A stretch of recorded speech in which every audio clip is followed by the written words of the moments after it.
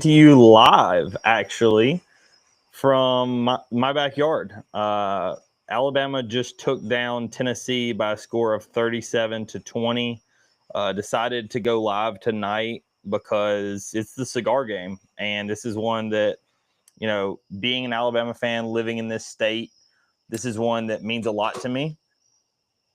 This is one that I have been very, very interested in since my time in college. Growing up in college, I frequented R&R cigars. I was in the age when you could originally smoke at 19 before they changed it to 21. And it was something that I really enjoyed. And so this cigar game does mean a good bit to me. Obviously, Alabama was able to take down Tennessee in what was a phenomenal game. We will talk about it here very shortly. But if you have not had the chance to meet me, my name's Owen Barnes. I'm the host here at Barnes on Bama. You can catch me every week doing previews and breakdowns of both Alabama football and Alabama basketball.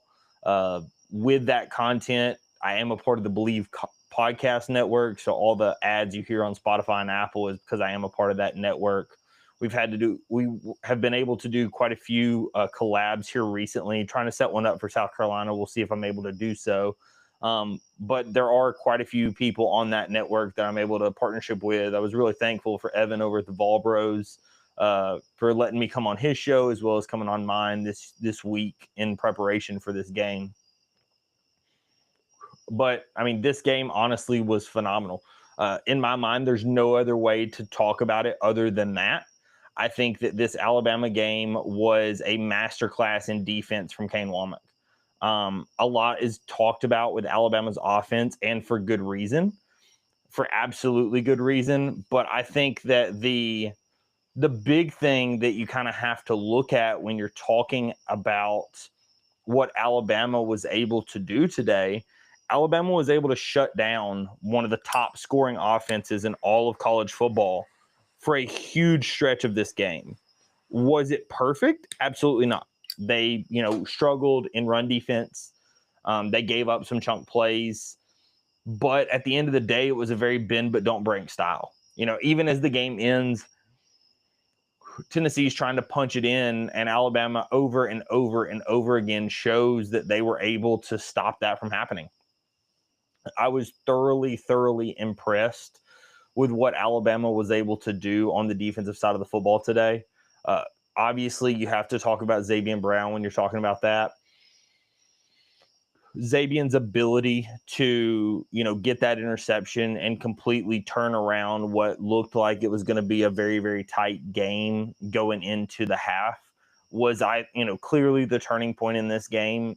Alabama goes from what would have been, even if Tennessee kicks a field goal, a 6-point lead, and instead Alabama's up by a score of 23-7 going into half because of just an absolutely incredible catch and run back by Zabian. I saw some people from Tennessee fans. I know Greg and the crew kind of pointed it out. I thought that was a terrible play call on Tennessee's part. At the end of the day, nobody bit on the play action. And when you look at what was working for them, Tennessee was doing well running the football. But in that specific play, Alabama had no thought to think it was going to be a run, right? Alabama had zero thought thinking that it was going to be a run on that play just due to the fact that there were no timeouts and there was 9 seconds left. If you run and don't get it, time expires. You don't have enough time to get to the line and spike it. So it just didn't make any sense to me what that play call was. Obviously, still credit to Alabama's defense for doing what you're supposed to do on a play like that. They were able to exactly do what they needed to do. Right, Nick Saban, Bill Belichick, back in the NFL, they all talked about do your job. Whatever it is, just do your job. And Zabian Brown did that, right? His job was to keep that receiver, or I guess the tight end, at bay, and he did not bite on the play fake at all. He read the quarterback's eyes the whole way, broke on the ball, absolutely phenomenal catch. Do I still think that Alabama got a little I don't want to say stagnant. I guess stagnant's the right word. Running the football. I understand why you were running the football and what you tried to do from Grubb's standpoint. A big key in this game clearly was holding onto the football as much as you could on offense, establishing that run, because you knew that Tennessee's offense potentially was going to go quick and it was going to keep their defense on the field a lot. And I think that you did see some of that, but I do think that there were a couple of drives where Alabama, was getting no push in the run game, but still ran it on first and second down. And then if Ty doesn't make a play on third, all of a sudden the drive's over, right? And that hurts you kind of at the beginning of the second half. Did it end up killing you in this game? No. But I did think it's something that, Ryan Grubb and the coaching staff is going to have to consider moving forward is what they're going to do in the run game.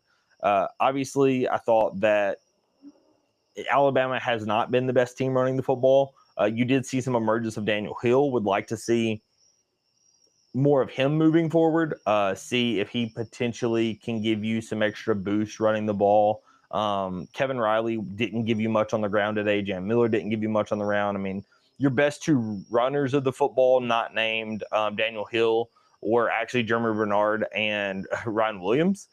And that just can't be the case if you're going to run the football in major college football. I do think that what Alabama was able to do in general on offense was very, very good. Obviously, Ty Simpson was very precise with the football. I would have liked to have seen them review the fumble. I thought that the fumble potentially was still in his hand when it was moving forward. I thought it was really bang, bang, really close.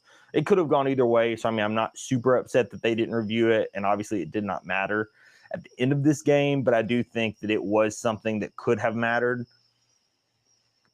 Obviously, Ty, really just has to be a little bit more aware of his surroundings, not have it be an issue when Caden Proctor bumps into him.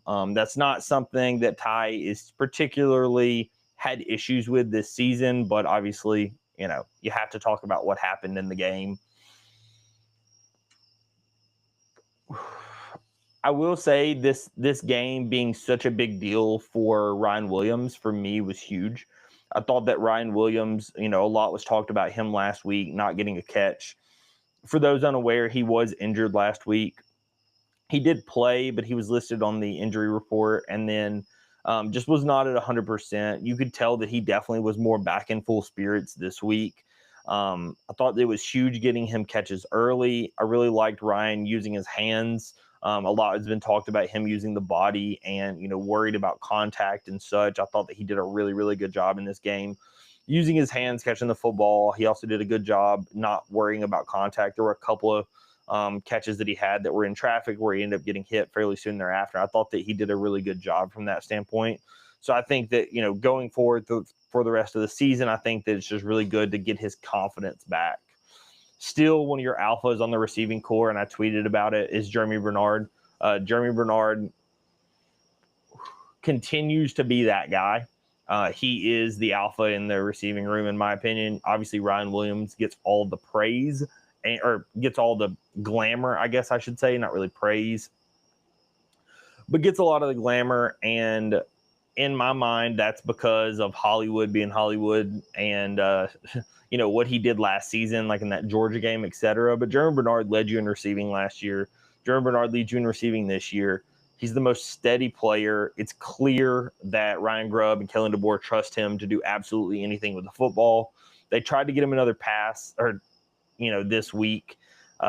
Really liked his decision to not throw the football, then absolutely escape masterclass to be able to get a first down out of that when it looked like it was going to be like a 15-yard loss. Really, really like what I see out of Jeremy Bernard every single game. It's the reason why, when I'm asked about like who our impact player is or who, I was asked on the Vol Bros show, hey, what is one thing that a Tennessee fan may not know? I said, Jeremy Bernard is the alpha in the receiving room. He is the guy who is the glue guy that really makes our team go. It's not Ryan Williams. I said that exact fact.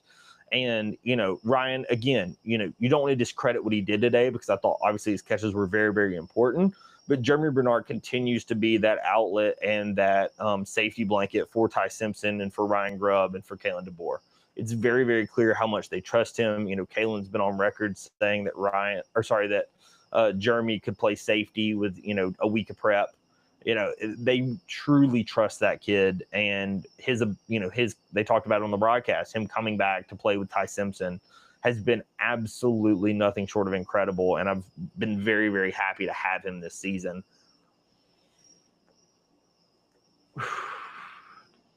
Some other things when we're talking about the way this game went down, I thought that Ty Simpson has continued to show why he's the best quarterback in the country. He does not get shaken on long third downs, fourth downs. He just stays steady in the pocket. There was one throw that I particularly didn't love, and it's the one they talked about on the broadcast where Kalen was kind of ripping him, where he threw it back to Josh Cuevas instead of just throwing it on 4th and 2 to Jeremy at the very end of this game. I thought that is something that, you know, Ty does have a little bit of a tendency to do, almost to try to do too much. He's done a fairly good job at it. You know, a couple of things that come to mind is like that one. Every so often you'll see him try to run when it really feels like, hey, dude, just slide. It's okay, right? Like, you've got enough. You know, taking a little bit of unnecessary contact. He didn't do terrible with that today, but that is something that we have seen out of Ty. But in general, his decision-making is phenomenal. He's the best on 3rd and 4th down in the country. And as Brooks Austin, the film guy, says, you know, if you're the best on 3rd and 4th down, then I consider you the best. And I would 100% agree with that sentiment. I thought that Ty Simpson, you know, has continued to show why he's at the top of the Heisman rankings. He's continued to show, you know, what Kalen DeBoer's offense looks like. I thought that he's getting better and better and better with his adjustments at the line. You know, obviously he does better at home than he does on the road, but I thought that, you know, it didn't really feel like you were having to snap it with that 1 second to go. I thought that he was making his checks at the line a little quicker today than he sometimes does, and really was getting the offense set into the plays that he wanted. And that's something that, to me, just shows somebody that's completely dialed in, is completely ready to go for a game. You know, it's continued to be night and day compared to what you saw in the Florida State game on the road. We talked about that with the Georgia game and how well he did on 3rd down, how well he was able to handle that noise in Athens. We talked about it last week with what he was able to do in Columbia, but I think that it just is worth mentioning. Ty continues to show game in and game out that he is the quarterback that, you know, we needed him to be. It's the reason why all offseason, you know, I talked to Clint Lamb, I talked to Nick Kelly, I talked to plenty of people. And the question was very simple, like, who do you think the quarterback is? And kind of our general consensus is we thought that Ty Simpson was the guy and he was going to be very good.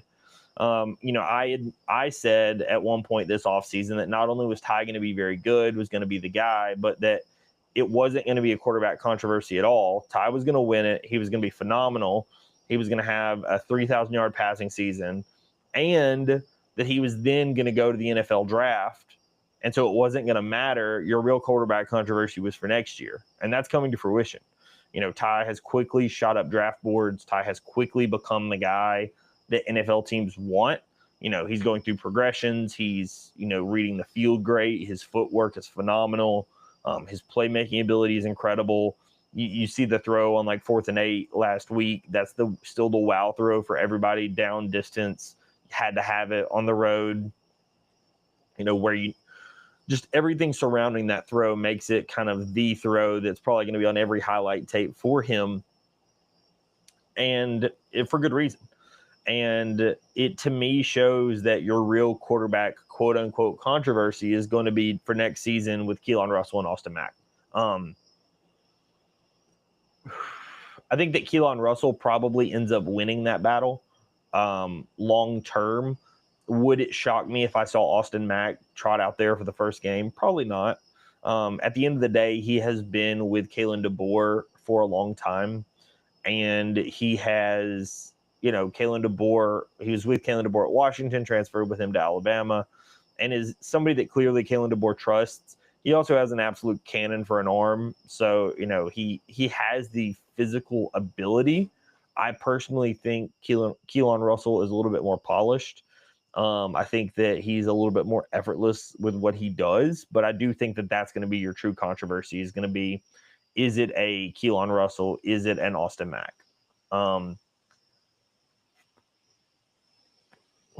Another thing that we kind of have talked about on the show, if you've been listening to the podcast or watching any of my content, Michael Carroll got our start today, and I thought that in general, Carroll had a pretty good game today. At the end of this game, they did swap over to Wilkin-Formby. Would be curious to hear what the post-game thoughts were, or what the thoughts are tomorrow or on Monday when we hear from Ryan Grubb. Would be curious to hear what kind of his thoughts on Michael Carroll and Jaden Roberts with the start. I noticed that we had Gino Vandermark swap over to right guard and Will Sanders move into left guard at some points in the second half when Formby came in. Even though you started with Vandermark at left guard and Roberts at right, I'm assuming that has to do with Roberts getting his ankle injury, and so that's what brought in Will Sanders and had Vandermark swap over, because I think Sanders is just more comfortable at the left guard spot. But would be curious as to kind of the thoughts related to that right tackle position. It's something that Grubb has been asked about before. It sounded like they were really close to pulling the trigger and having Michael Carroll start. Obviously, you saw that in today's game. And at the end of the day, they only gave up one sack. You could consider the fumble to obviously be on the offensive line as well, from the fact that, A, they didn't jump on the football with it being a fumble, and B, it was Caden Proctor that got pushed into Ty that caused that fumble. But I will also say that I thought that in general, the Alabama offensive line held up as well as you could have expected. Tennessee was number 2 in the country in sacks, by far led the SEC. They had over 20 sacks this season, and Alabama only gave up 1. Funny enough, by comparison, Alabama was actually a much worse team at getting to the quarterback. And a guy that I'm actually sorry that it took me, 17 minutes into this before I talked about him, but Jan Zapier. Jan Zapier had an absolutely incredible game. Jan Zapier is a 5-star guy. He was behind Quay Russaw. Obviously, Russaw gets hurt. Pierre comes in. It seemed like Pierre was going to get a lot of playing time this offseason, or, we had heard that in the summer. We knew that he was going to get some playing time, but, Pierre has his breakout game today, right? He has 2 sacks to start the game off. He also forces the safety. Jan Zapier was an absolute force early in this game, and I thought that it really settled the defense in, and it was a huge reason why Alabama only gave up 7 points in the first half.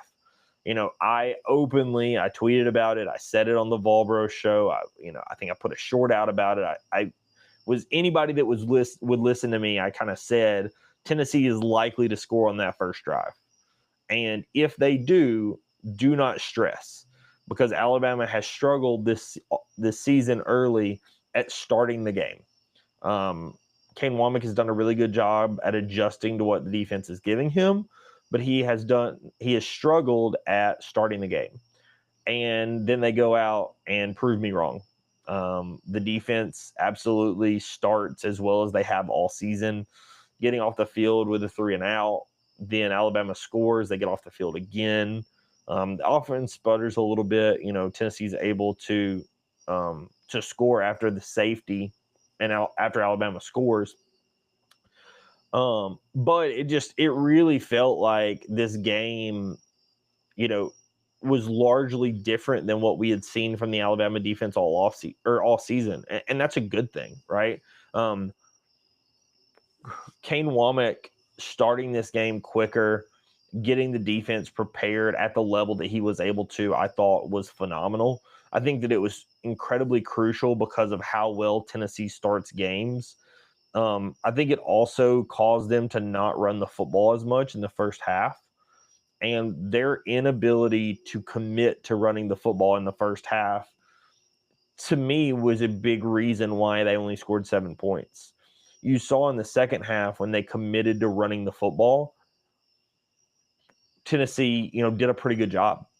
They were able to move the football substantially better. They still had problems in the red zone, green zone, whatever you want to call it, but Tennessee definitely struggled running the football, or committing to running the football, I guess I should say, in that first half. And to me, again, that was a huge reason why Alabama was able to have such success, because Joey Aguilar, they talked about his neck injury, and, we said coming into this game, he was not a pinpoint passer. And I thought that was the thing that kind of scared me the most, when looking at Tennessee in this game. Alabama all season has played zone, and I made a point to mention it. Brooks Austin has talked about it. Like, plenty of people have talked about this. But Alabama sits back in zones and basically makes the quarterback drive down the field and pick you apart. Makes the quarterback go every single drive, march down the field, pick apart the zones, and limits big plays. And what you noticed in this game, Tennessee was able to get huge chunk plays against Georgia. They got none of them against Alabama. And a huge reason why they got none of them for Alabama was because of how Alabama played defense. Like I said, Alabama's defense and what they were able to do really stopped what Tennessee was trying to do. And again, I thought that was going to be a problem for Joey Aguilar. He has not been a quarterback that's really been comfortable with the dinks and dunks. He has not been the quarterback that I think is prepared to have to march down the field the whole way. Right? He has not been that quarterback. And so for me, the reason why that becomes a major problem is if he's not the quarterback that's comfortable with dinking and dunking and just picking his spots in the zones, that becomes a major issue. And if you have that major issue where he, isn't picking his spots because he's not dinking it, dunking, and he is trying to do more of the deep ball, it really felt like Tennessee was going to struggle in this game. And again, to me, like, that was my big concern with Tennessee's offense in this one, is I thought that they would be able to run the football, and they were. And I thought that they potentially would have some open spots in the zones, and they had them. But you saw, probably 3 or 4 drops by Tennessee. You saw one by Kitzelman. You saw a couple by the receivers. And to me, that was just a huge factor in this game, because, again, like, Aguilar had to be pinpoint accurate in this game. If he was not pinpoint accurate in this game, you really have struggles with Alabama, because you can't hit the deep ball. Alabama not playing man coverage makes that deep ball much less likely. And like I said, to me, that was kind of the big key to this game. I thought that Tennessee was going to struggle, and they did. I thought that admittedly, I did think Tennessee was going to score a little more. And I think part of that is I thought that Tennessee was going to start faster. And that's why I opened this by, talking about, I think that the most impressive thing that Alabama did in this game was start this game as fast as they did on defense and get the pressure on Joey Aguilar that they got on him. Because when you look at the game plan coming into this and the scouting report for Tennessee was that they had scored a touchdown in every drive this season to open the game. Alabama had given up a touchdown in quite a few drives to open the game. So that scouting report was in dire opposites, right? Josh Heupel was, getting his team off and running quickly. Kane Wommack was not doing well in defense. And when I hear that we win the toss, we defer, I was happy we deferred, obviously get the ball in the second half, but I was really concerned. And so to me, to start off the game with the stop that you had on defense, that was the it can't be overstated how important that was for our defense. I thought that, again, getting something like that and getting like I said, getting off the field on defense, getting to where you're ready to go, and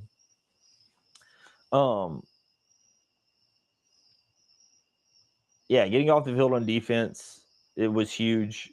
Getting the touchdown on offense was huge. And again, it really felt like because of that, Tennessee didn't run the football. And their inability to commit to running the ball, to me, was the difference in this one. And I've said it, and I've said it, and I've said it, but it was a huge, huge key in this game. I did think that, and I'm sure there will be a lot talked about as it relates to penalties. I thought this was by far not the most sloppily officiated game. And when it's a 17-point win, nobody can blame the officials. But I think on both sides, there were a lot of calls in this game that were just weird. I thought that there was a missed hold on the long run. I saw Tennessee fans complaining about some missed calls from holds. It was just kind of weird with the way that the officiating worked in this one. At times it felt like they were letting them play, and then at times it felt like they were almost nitpicking. In general, I don't think the officiating played a huge role in this one. But I wanted to point it out because I'm sure somebody's going to come in the comments and talk about it. So thought it was worth at least mentioning.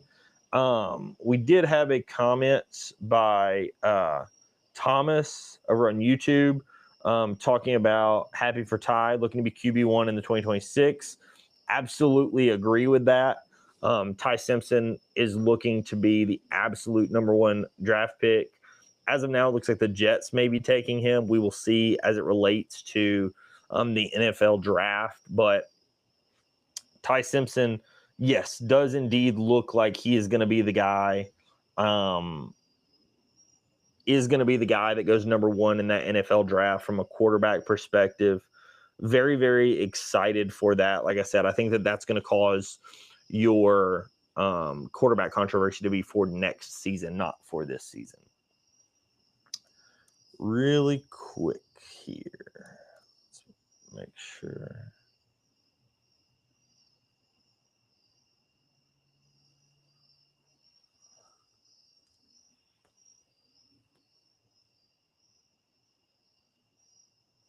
I want to thank everybody for joining me live tonight. I really do appreciate it. I know this was kind of an impromptu thing. I got it set up with Riverside, which is what I use to record with my guests.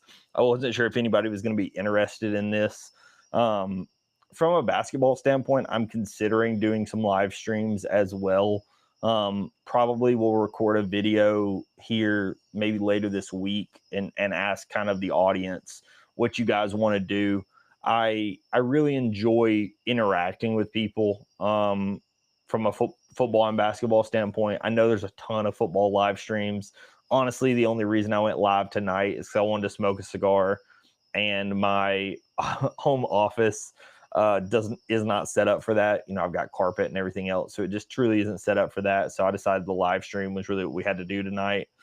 So that's the reason why I ended up live streaming, this way tonight. But, I do think that live streaming is something, especially due to the fact that I have my studio set up and I've got everything set up. And I know that a lot of people are really, really excited for Alabama basketball, just to kind of get into that a little bit. You'll see, I did record a video talking about Alabama's win over Florida State. I will say again here, don't take too much out of exhibitions. Exhibitions, there's going to be a lot of playing with lineups and such. So an exhibition is not something you need to worry too much about, but it is something that you can obviously, it's your first look at your team. So that matters. With that being said, I'm very excited what I see out of this team. Additionally, I did drop barnesonbama.com. That's where I'm going to be doing all my writing for this season. I've already dropped a couple of articles, so if you're interested, you can check those out. But like I said, gonna probably put out a little bit of a poll, probably on Twitter and on YouTube, see if I can get some kind of opinions on what people are thinking. I'm thinking potentially like a Sunday evening live stream, to kind of break down the Saturday games that have happened, as well as talk about the midweek games and kind of the week ahead. So that's kind of my current thoughts as it relates to live streaming. As I get this all set up, it's going to be live streamed everywhere. So it's going to be on Facebook, which we weren't able to do tonight because it said my account for the channel was too new. But it'll be on Facebook. It'll be on YouTube. It'll be on Twitter. May go live on TikTok as well. But we'll have it all set up where I go live everywhere to talk about basketball. So if y'all are interested in that, let me know. If y'all want me to do more football live streams, I'm happy to do so. I just know that there's a lot of people that do these and do some call-in streams, like Clint Lamb and, the CTSN guys. And there's just a ton of this kind of stuff for football, and there aren't a ton of basketball people that are doing something like this. I know Hunter Johnson obviously has his call-in radio show. May talk to Hunter and see if I can get on the show at some point this week. Or sorry, some point this season for basketball. But, that is something I would mention. Dylan, absolutely. It was a phenomenal game. 100% agree. Do think that this game was a little more low scoring than I personally expected, especially on the Tennessee side. We've talked a little bit about that. I think a lot of that had to do with how fast we were able to start on defense.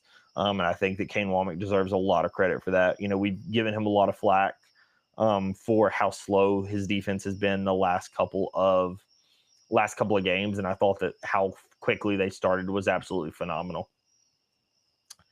But I would 100% agree this was a great game. I do appreciate that it ended up being, a 17-point game and not like the Missouri where I'm having to hold my breath as they're driving with a chance to win the game. So, I appreciate that it was a little bit, larger margin, even though it was a phenomenal game. But I 100% agree. This was a great one. Really, really enjoyed it. Let's see. If anybody else has any comments, y'all throw them down in the in whatever chat, and I'm happy to talk them through. But as I said, I really appreciate everybody for hopping on. Yes, the 2 goal line stands were excellent. I 100% agree, Dylan. I thought that and we talked about this a little bit earlier, I thought the original goal line stand by Xavier Brown obviously was the turning point in the game. The fact that you were able to get out of there with a score on defense to, at the end of the day, the score on defense was huge, right? But it was really to go up 16 and to get the ball to come out of the half. I will say, because of the interception and the return for the touchdown, it meant that when we stalled out to start the third quarter, which was really disheartening, I really wanted to see us go up 30 right there to start the second half. But even though we stalled, because the defense was able to get that goal line stand at the end of the first half, it wasn't as big of a deal. But think about it like this. If Tennessee, even if they kick a field goal and that's a 16-10 game, Alabama stalls to start the third quarter and Tennessee gets a touchdown like they did, it's now 17-16. This is a way different game we're talking about. But because Alabama had them at arm's reach because of being able to score that touchdown to end the half, huge deal. I mean, can't be overstated how important that was. And I tweeted out about this. I think that Xavier Brown has now had 2 of the most important plays or 2 of the loudest plays in Bryant-Denny Stadium, at minimum in the last 5 years, but probably ever. I thought that Xavier Brown having the interception to pick off Carson Beck last season, I was at that game with my fiance, and the pick to seal the Georgia game last season, was, one of the loudest I've personally ever heard it. And then obviously, it's been widely reported by a ton of people that his interception today was another one that was absolutely incredibly loud. Roll Tide, Sleepy Panda. Absolutely agree. Always happy to get a win over Tennessee.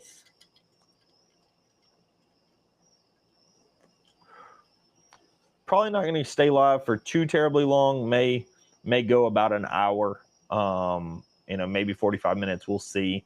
I haven't mentioned what I'm smoking. I'm smoking the Casa de Estrellas by R&R Cigars. This is Reagan's cigar. So they talked about him on the TV broadcast. I got some of these a few years ago, and I've got some in my humidor at the house. And so because of the big win, I decided this is what I would smoke up today. Really, really excited to see just really excited to see the defense play as well as they did. I think that this is going to be a big confidence booster going into next week. Not that I'm much concerned about South Carolina. I still think that South Carolina has a good mobile quarterback and is somebody that you still are going to need your defense to play well. Do I think that Ty is going to be able to have a big game in Columbia? Yeah. But I still think, still would like to see our defense play well, because as you continue to go throughout the season, you're still going to have to play a guy like John Mateer. That he's going to come to town when Oklahoma comes after the LSU game. And John Mateer is still going to give you some problems. That Alabama-Oklahoma game is shaping up to be a huge one. I know a lot of people are going to write him off because of what he did in the loss to Texas, but I would not. I would not write him off as of yet, because he clearly was not 100% in that game. And so to me, you can't look at what Mateer did in Red River and consider it, he's officially done. Again, just because he's just coming back from his injury. It's his first time to be able to play. So, that game with Oklahoma in Bryant-Denny Stadium, because it's at home, obviously really excited for it. I think that Alabama is going to have a very good shot to win, but I do think that it's going to be a really, really good game. Oklahoma has a really good defense. John Mateer has been great. So I think it overall will be a very good game.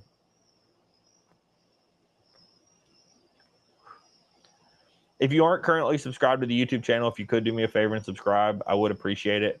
As I said, most of the time we're not going to be doing a ton of live streams. Like I said, may do some polls and stuff, because I do think I want to do some for basketball season. So might start doing some on Sundays for basketball season. Pick a time that's good for everybody. Dylan, let's see. Develop our running game next week. I think we are what we are at this point. Daniel Hill did look good. I 100% agree with that, Dylan. My kind of thought process around that is I think that's a big reason why you're seeing guys like Jeremy Bernard and Ryan Williams be utilized in the run game so much. I think that you're seeing these guys be used because what is happening is we realize that our run game isn't where we want it to be. And, that's for a combination of reasons, inability to get pushed on the offensive line, running back depth, injuries. There's plenty of reasons. But I think that that's why you're seeing so much of the screen game. That's why you're seeing so much of the wide receivers being involved with your quick passes and kind of an offshoot of the run game. Absolutely agree, though. The Daniel Hill did look really good. We heard a lot of stuff about him in the offseason that led us to believe that he was going to be really good. You just have not seen a ton of it. I think he was banged up at the end of the offseason, at the end of fall camp. And so I think that kind of led into why he has not played as much. But that I would absolutely agree. Sleepy Panda, see some of AK Deer. I personally think that we're looking at potentially redshirting him, just to get him the extra year of eligibility. The fact that you've only seen him, I believe, in 2 games, I would have to check my stats, but I want to say you've only seen him in 2 games. So because of that, I think that there's a potential redshirt scenario. Obviously, I know with NIL and stuff, you don't see a lot of red shirts, but I personally think that that's what's going on, just because you have not used him a ton. Also, I think that he has a ton of guys in front of him, and my gut says that he's not done enough at practice to be at that point yet. Additionally, I think the biggest reason why he's currently not playing is pass blocking. I think that the reason why Jam Miller, anytime he's healthy, is your number one back is how good he is in pass protection. Kevin Riley is great catching the ball. He's not as great picking up the blitz and being there in pass protection. Daniel Hill has the size to be really good at it. You didn't see a ton of it needed today, but I think that's the reason why you're not seeing AK Deer, at least personally. I've not heard anything that would lead me to believe otherwise as it relates to AK Deer. But I do agree that he has elite speed. He's somebody that I'm very excited to see. I kind of put him in the realm of like Derek Meadows. Obviously, it was very sad to see him, go out with a concussion last week. Hope that he's able to fully recover. But I was really, really excited to see him early in that game last week because Derek Meadows is a guy that has a lot of intangibles, that size, that frame, what we've seen out of him, in his recruitment. Obviously, you have such a stacked receiving core, and he's still finding a way to get on the field early in a game like that. I thought that was a very big deal. That you trusted your freshman, wide receiver on the road that had really not played a ton. So, I think the freshman class is phenomenal. The likes of Michael Carroll, the likes of, AK Deer and Keelan Russell and, a ton of Dijon Lee. Dijon Lee got a start tonight. Really like to see what I've seen out of him. Obviously, really like the ball skills on the 2-point conversion to be able to come down with the pick. But, overall, I do think that this freshman class is very, very good, and we're going to be set up for years to come. Additionally, I do think it's kind of funny that everybody was clowning Lotzir Brooks and London Simmons because they're two of the 3 stars that Kalen DeBoer got. And you can make a very easy argument that London Simmons and Lotzir Brooks are two of the most important guys on the team right now, at least from a backup standpoint, because I think that Lotzir Brooks gives you something that the other receivers just don't out of the slot. And then London Simmons, as a freshman, has been really, really good on the defensive line. He didn't have a ton of crazy plays today, but in general, I thought that he's been very, very good. And you've needed him with the shallow depth of that position due to the injuries, with Tim Keenan being hurt, James Smith having the targeting penalty, etc. You've really needed London Simmons to play at the level he has, and the fact that you have 2 3-star guys in Lotzir Brooks and London Simmons contributing at the level that they have been, I think that it's just absolutely incredible. It speaks to DeBoer's ability and his staff's ability to scout talent. Again, I don't think that it was the biggest deal in today's game. Obviously, with Lotzir, you did take a couple of shots to him. One of them got the pass interference. One of them, Ty just barely missed him, but was really, really big to see. So, like I said, I know the comment was about AK Deer. Let me see. But I think AK Deer has only been in like 2 games this season. Let's see.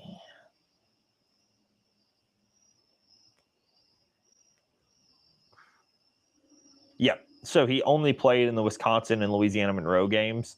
So he has not played since the Wisconsin game. So because of something like that, I personally think that AK is probably going to get redshirted.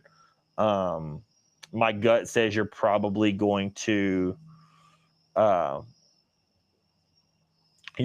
get AK Deer redshirted because of that. Good question with Correll coming in next year. I wonder if a guy like Riley or Hill transfers after this season. Kevin Riley, I highly doubt, due to the fact that he's from Tuscaloosa and he seems like a guy that knew what he was getting himself into when he came. It's a possibility, though. With today's NIL and such, you never really know.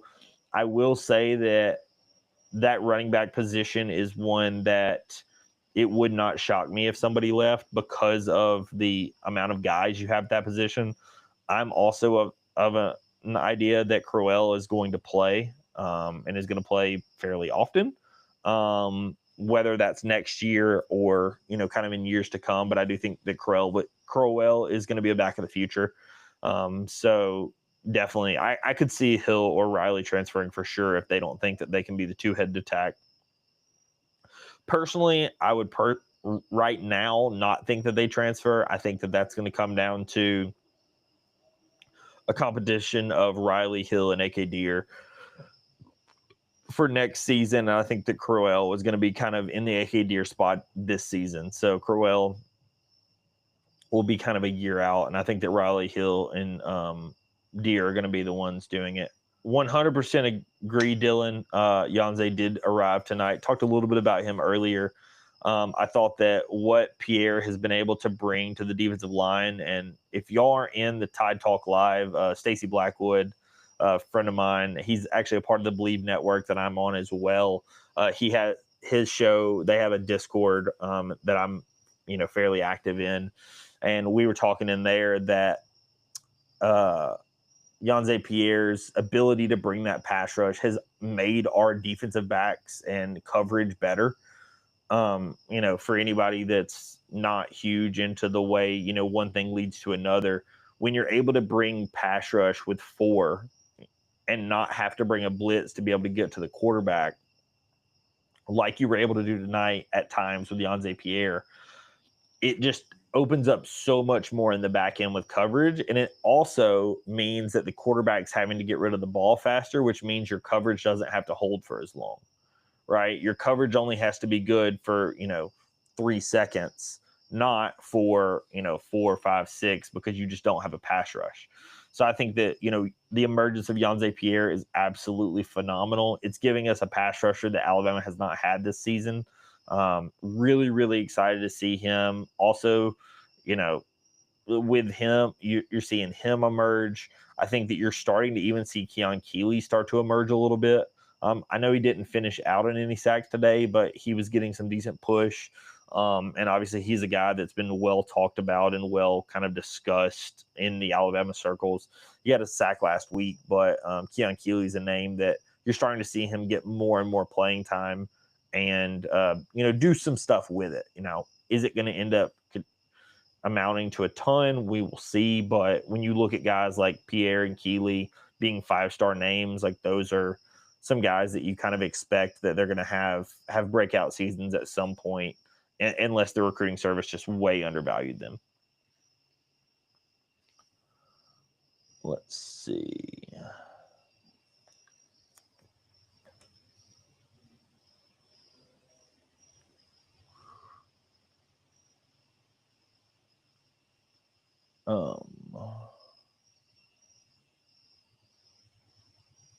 Let's see. Probably going to go for like maybe 10 more minutes tonight. Like I said, really just decided to go live, obviously, so that I could smoke my cigar, as I mentioned. Sleepy Panda, didn't feel like I heard LT Overton's name all game.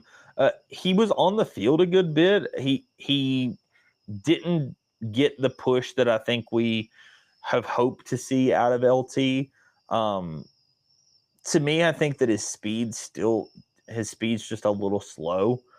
And because of that, it kind of, he needs more of a tackle and guard that he can go after that can't handle more of a bull rush.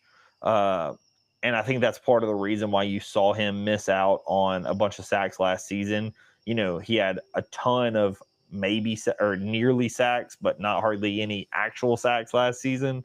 LT Overton's a guy that I think that definitely, has been playing decently well, but I think his inability to finish on the sacks is largely because of that speed issue, in my opinion. I think that's why you're seeing guys like Roussel and Pierre, obviously with Roussel being out, but Roussel and Pierre, I think that's why you're just seeing more of them getting to the quarterback and being able to finish.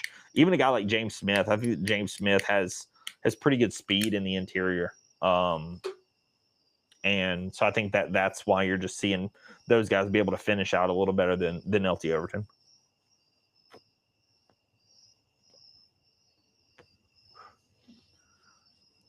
But I would agree. I don't remember hearing his name hardly at all tonight. Like I said, you definitely saw him on the field a good bit, but he just didn't have quite the impact tonight. It really felt like today was the Jan Zapier game, and he was really the defender that we kind of heard all night.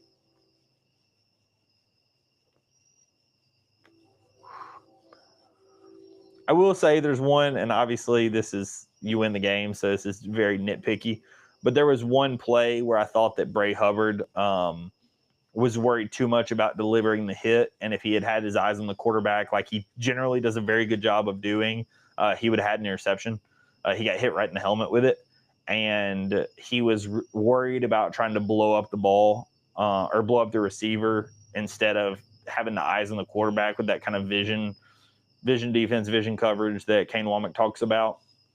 That is one thing, like I said, super nitpicky, and Bray's done a really, really good job at ball hawking. So I think that's why I mentioned it. If it was somebody else, I don't know that I would even talk about it, but kind of wish that Bray was able to keep his eyes on the quarterback for that one and not just immediately try to blow up the receiver. Because if he had his eyes on the quarterback and eyes on the ball, he definitely would have had an interception on that one.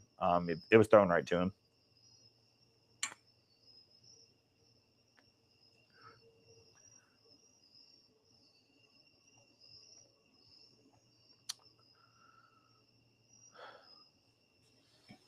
So, as it relates to channel, I'll give you guys, everybody some updates really quick. And I know we talked about a little bit of them earlier, but for anybody that missed it, Alabama obviously plays South Carolina this upcoming week in Columbia. I'm working on a Believe Network collaboration to preview that game. If I don't get one, then the episode will be recorded Wednesday to come out Thursday, or maybe it might come out Wednesday night, depending upon how quickly I am able to record on Wednesday. I try to have them out either later in the evening or later in the afternoon, or first thing the next morning at 9 a.m. generally when I record those episodes. It's just going to depend on if I'm able to get that collaboration set up or not. Just haven't heard back from the guy that does the Believe in South Carolina. Additionally, I will say that Alabama has the Furman exhibition that's going to be happening next Sunday. That game is going to be streaming on ESPN Plus. So for anybody interested in Alabama basketball, that's where you're going to catch that Furman exhibition on ESPN Plus. I will do a little bit of another write-up as to I'll do a little bit more research on Furman and see, what I might be interested in seeing and kind of watching for in that game. So if you're interested in reading the article that I'm going to write on that one, it'll be over on barnesonbama.com. And then we will, of course, do a breakdown episode probably on Monday talking about that exhibition. Just a little bit of a heads up. After South Carolina week, so not this coming week, but the next, I have a couple of planned episodes that I think our basketball people are going to be really, really happy about. Sleepy Panda, see Noah Williamson in that game. Yes, 100% agree. I think that I personally believe that we will see Noah Williamson and Latrell Wrightsell in that game. For anyone that's unaware, I was able to attend SEC Media Days on Tuesday this past week, and Latrell Wrightsell told the media that he was 50% to play in each game, but that there was a 90% chance he played in one of the exhibitions.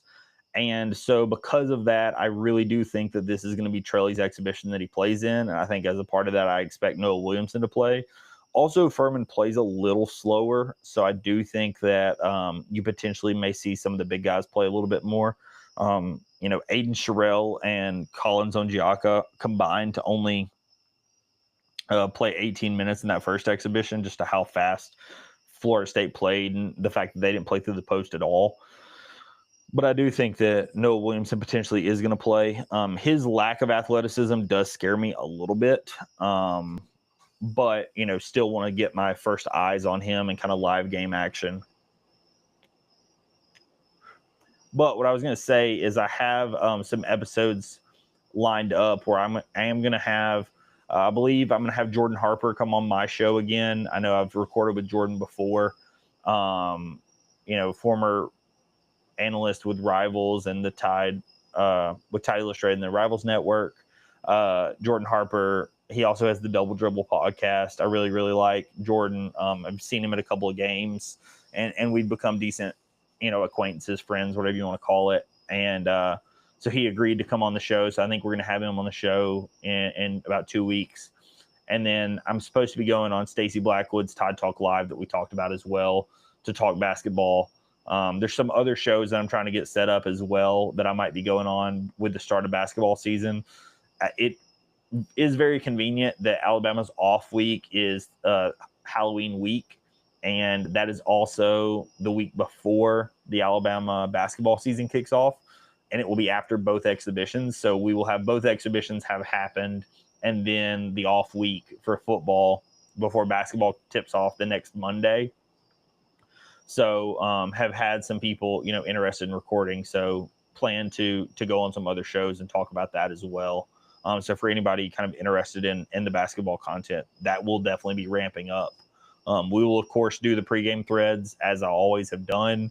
Those will be hosted on Twitter, as well as I will put them live on the website. So if you're interested in reading those will be available to read the morning of every game. I got to start working on the North Dakota one to kick it off, get that one, do the research on that one. Obviously, the first one will be a little bit lighter just because there's no stats from the actual games that have been played. So it's a little bit more difficult to specifically go through, player by player stuff. I can give y'all some general ideas as it relates to the team, but with Trace and Eagle staff no longer being from North Dakota, their scouting reports can be a little bit more difficult, but I will try to do my best to give y'all some ideas as to what you might be looking into seeing from a North Dakota standpoint for that first game of the season for anybody that might be looking for those.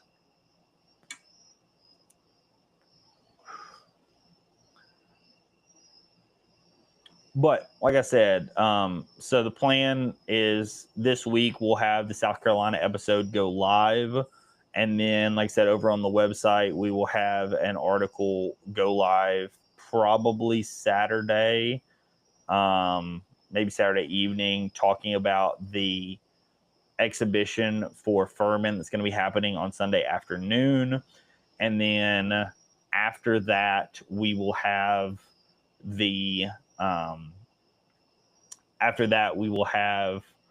a bunch of episodes coming out next week talking basketball. So we are not going to be taking off next week with football being off. With basketball season just around the corner, I will have multiple episodes coming out. And potentially, and like I said, I want to gauge some interest in the comments and such. Depending on how it works out, I might actually go ahead and do my first live stream for basketball this Sunday after the exhibition. We will see how it works. But I might do my first live stream this Sunday after the exhibition and have that one kind of kick everything off.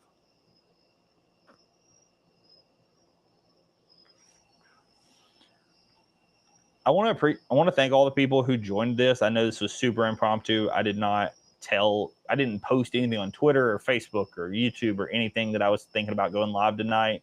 It was kind of a last second decision because Riverside, that, like I said, that I used to record, I realized that I was able to link everything up actually fairly quickly. So that's why I was able to go live tonight. But in the future, if anybody is interested in doing these, let me know. Like I said, I really appreciate y'all joining, though.